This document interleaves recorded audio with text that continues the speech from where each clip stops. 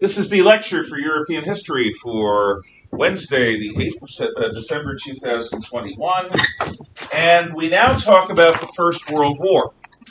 Most people think that the First World War, so named, was the 1914-1918 struggle between Wilhelmine Germany, the Kaiser's Germany, and the Austro-Hungarian Empire, and the Allied powers of Britain, France, and the Russian Empire. But, in fact, the first global struggle, true World War, is in the mid to late 1700s, called the 7 Years' War.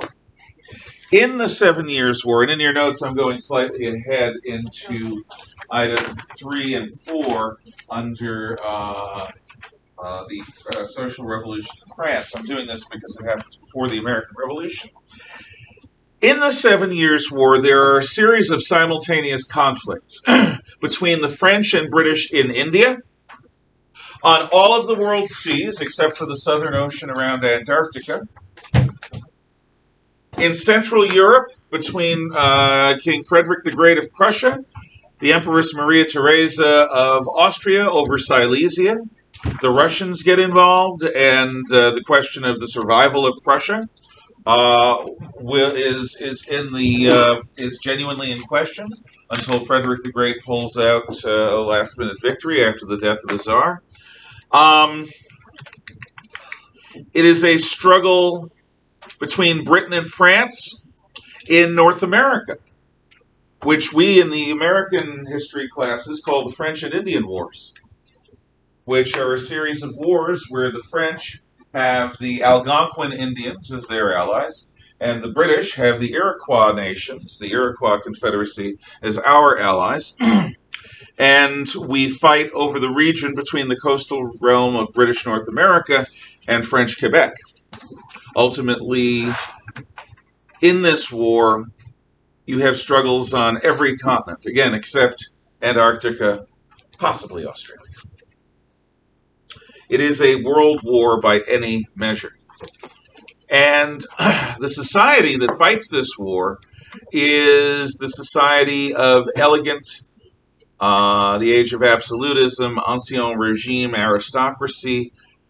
And this is captured more than anything I've ever seen, the spirit of the times, in a movie called Barry Lyndon, which was made in the 1970s by the great filmmaker Stanley Kubrick, who did 2001: A Space Odyssey, among other things. And much of the film is filmed in natural light, because he managed to wangle some of the best cameras Hollywood has to offer, which allows him to film in candlelight and have it appear on the screen in a visible fashion. The music is authentic.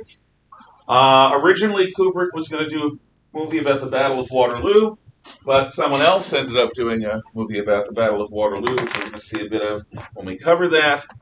And what we are doing now is we're going to see some excerpts of this film before we go on to do other things. Purpose is to give you a sense of the spirit of the times.